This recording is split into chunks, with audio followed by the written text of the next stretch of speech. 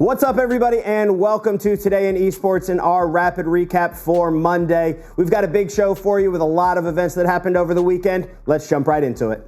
We're starting off in the world of Counter-Strike with a cautionary tale for those who like to open cases. Oni Pixel, Tim the Tapman, and Nadeshot opened up roughly over $600,000 in cases, and the return appears to be just about a little under $100,000. So next time you're ripping cases, just know it's not that profitable. However, in more traditional esports news, we have HLTV announcing their finalists for Team of the Year, AWPer of the Year, IGL of the Year, among many others. So stay tuned to see how those results play out.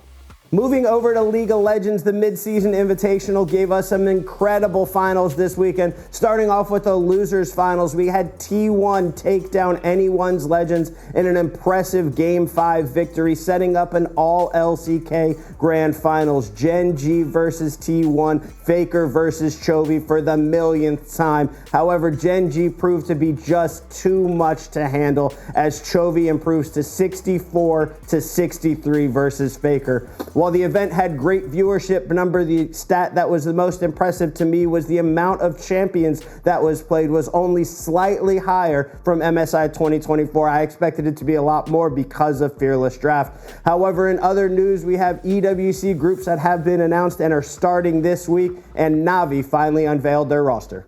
The Valorant tournament at Esports World Cup was an absolute roller coaster. Starting off in the semifinals, we had Paper Rex versus Fnatic, a rematch of Masters Toronto, and Fnatic this time was able to come out on top 2-1. In the other semifinal, Team Heretics took down Gen.G 2-1, setting up a third place match for Gen.G versus Paper Rex. Paper Rex didn't have any gas left in the tank as they finished in fourth place, setting up for an all-EU grand final, Team Heretics versus Fnatic. And Fnatic came out swinging, taking the first two maps easily. However, in one of the greatest comebacks in Valorant history, Heretics was able to complete the reverse sweep and take it down 3-2. Special shout out to Benjyfishy, who has completed his multi-sport championships in both Valorant and Fortnite.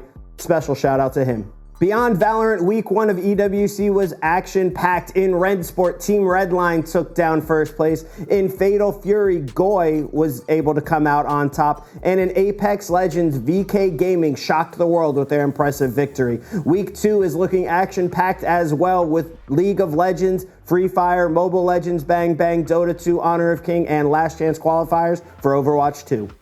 That's all the time we have for today's episode of Today in Esports. As always, thanks for watching.